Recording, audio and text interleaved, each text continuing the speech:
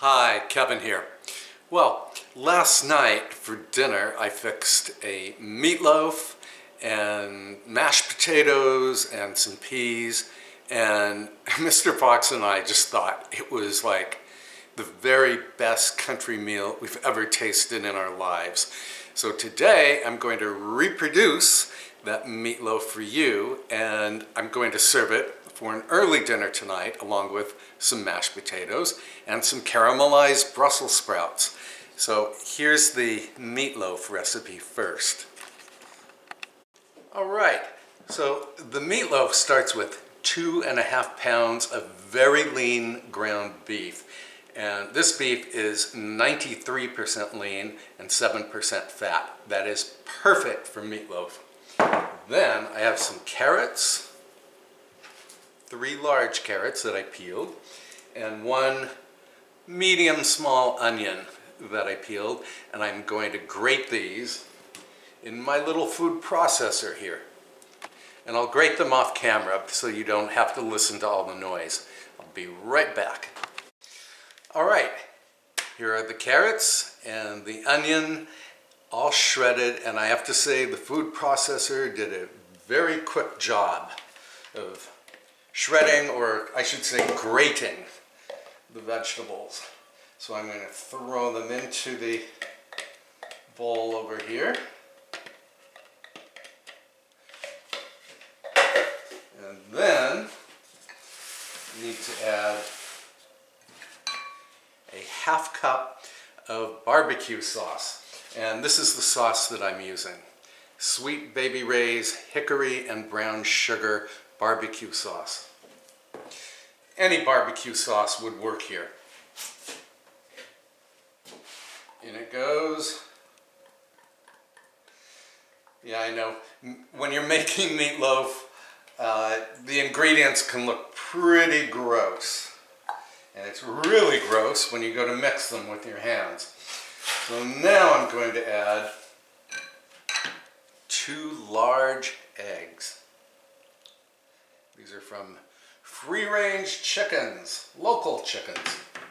And I'm going to add 1 teaspoon of garlic powder. Yeah, I wrote down all of the ingredients as I added them last night, and I'm really glad I did. Because again, this meatloaf was the best I've ever tasted. Okay, then I'm going to add 3/4 of a teaspoon of salt. This is kosher salt. And what else do we want to add? Oh yes, breadcrumbs. Now I'm using Panko, and so that Mr. Fox will be willing to eat it, I'm using gluten-free Panko from 4C, that's the brand. And these are unseasoned breadcrumbs. Actually, it's rice bread that they use for this Panko. All right, let's see. Also, I want to add a 1/4 cup of either fresh or dried parsley flakes. Now this is parsley that I grew in my garden last summer, and I dried it and I stored in this jar. It's very convenient to have. And here I can just guess the 1/4 cup. There we go. So this looks very colorful. Now I have to mix it all up. And I'm not going to make you watch me mix it because, again, that can be really gross, but I will show you that I'm going to use some food prep gloves while I do the mixing. So it'll be a little less gross than usual. Okay, I'll come back when this is all mixed up. Okay, I had to take 1 glove off so I could turn on the camera. Anyway, here is the fully mixed meatloaf mixture, and it looks really pretty with the bits of orange from the carrot and the white from the panko and the green from the parsley. So anyway, now I'm going to tip this into a greased 9x5 loaf pan. way, and then really want to pack this down firmly. Make sure to get it into the corners of the pan. And I know some people like to do free-form meatloaves, but I don't know, I'd like to have a loaf that I can slice evenly. And the loaf pan permits that. It permits even slicing, or even slices. Okay, now let me take off this glove to show you the next step, and I need my little spatula. I'm going to top this loaf not with ketchup, but with tomato paste. 6 ounces of it, and I'm going to use all 6 ounces. Actually, first I'm going to pick up the meat that fell out of the pan. Hang on, I have to put the glove on again. Okay, got that meatloaf pounded in. I'll just leave this glove on. So here goes the whole can. Again, that's 6 ounces of tomato paste. I know my mother always topped her meatloaves with ketchup, but I find the tomato paste just has a really deep, concentrated tomato flavor.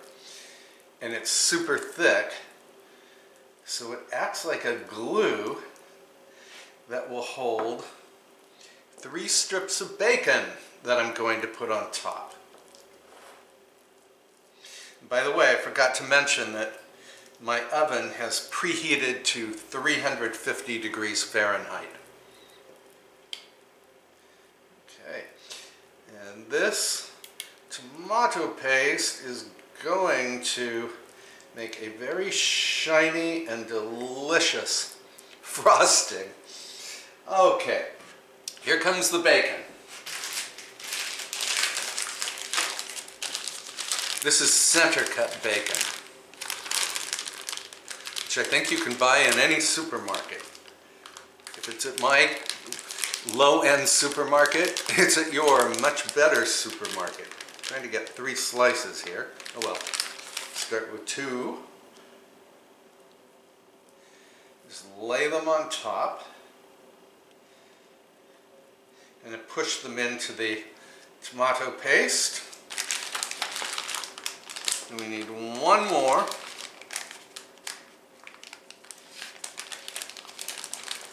Here it comes. And there it goes. Yeah. Now, as this bakes, some of the fat at the ends of the bacon will char a little bit and become super sweet. This is going to be really delicious. Okay, I'm going to pop this into the preheated oven until the center of this loaf registers 160 degrees on my digital thermometer. That's going to take about 1 hour and 15 minutes, and we will come back because I want to show you how to do the Brussels sprouts. Okay, on to the Brussels sprouts. Yeah, I'm going to caramelize these in the oven. Just moving you in a little here. And what I do is cut them lengthwise in half. And to trim the Brussels sprouts, I just remove this little stem over here, especially if it's discolored, as this is. Cut it lengthwise in half, throw it in the bowl. Do 1 more. This end looks all right.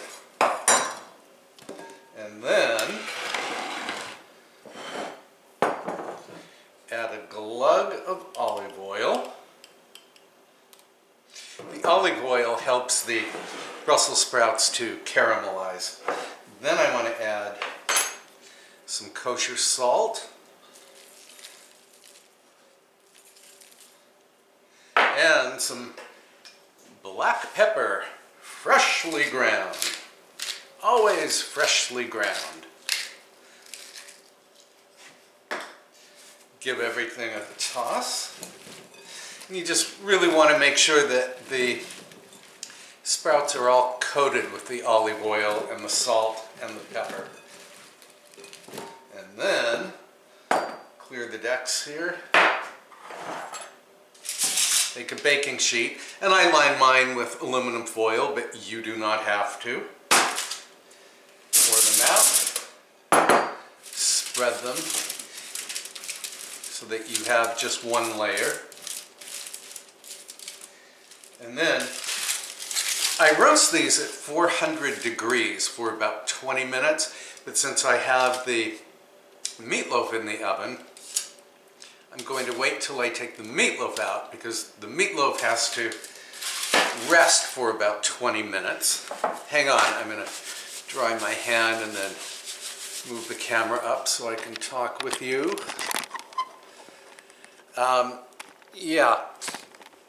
What was I saying? Okay, I actually have two ovens, so I could very well do the Brussels sprouts in my second oven, but you might not have a second oven. So while the meat is resting, while the meatloaf is resting for 20 minutes, I will put the Brussels sprouts in the oven and boost the heat to 400 degrees. It's currently at 350 degrees. And then the Brussels sprouts will be done when we are ready to eat the meatloaf. As for the mashed potatoes that we're also having with this meal, I make something called Cheatin' mashed potatoes, and they are incredibly delicious. They are my favorite mashed potatoes, and Mr. Fox really adores them. And I use dehydrated potato flakes, so please don't hate me. Sometimes cheating a little bit makes all the difference when you're trying to put a meal together. And again, we do love them. So I will be doing the mashed potatoes in the microwave. Anyway, I'll come back when everything is ready and I'll show you what it looks like on the plate. Okay, I decided to go ahead and show you my Cheatin' mashed potatoes recipe. I do not follow the recipe that comes on a box of dehydrated potato flakes. I have my own. And here are the flakes. And here are the ingredients. And this makes like 6 servings, which Mr. Fox and I really consider 2 servings, again, because we love these mashed potatoes so much. Anyway, you start with 1 3/4 cups of water. Then add 1 cup of milk, and I am using whole milk.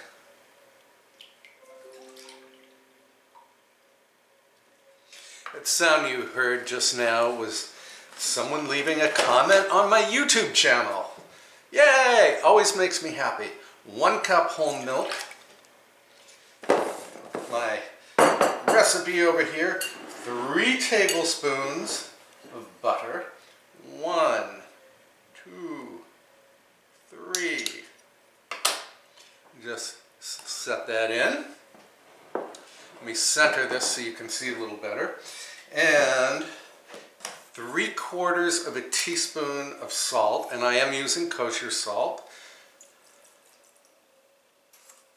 And then 2 cups of the dehydrated potato flakes. Yeah, this is obviously so much easier than peeling several pounds of potatoes.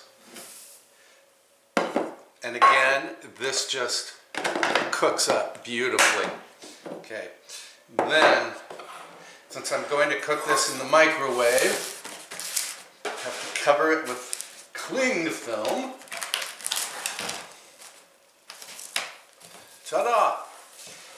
And this can either sit in the refrigerator for a while, or you can cook it right away.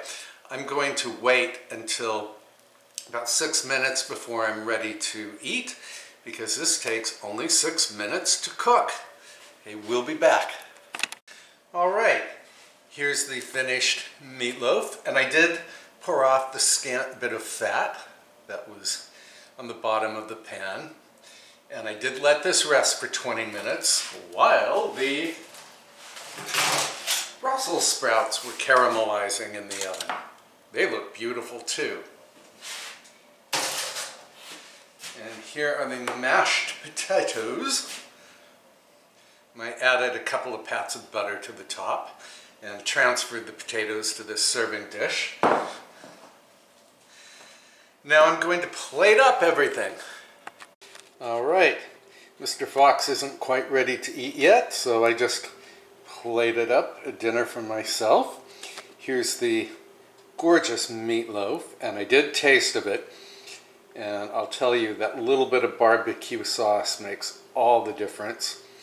And because I put the carrots and the onions in the mix, the lean ground beef stayed very, very moist. And here are the caramelized Brussels sprouts. Here are the Cheatin' mashed potatoes. Oh boy, I can't wait to eat this meal. Well, I hope you will give this simple and delicious country meal a try someday. And please subscribe to this YouTube channel if you have not already. Please tap the little bell icon to receive notifications. And please post a comment below. Reading your comments is actually my favorite part of filming these videos. All right, again, thank you for watching. I'll see you soon with another recipe. Bye-bye.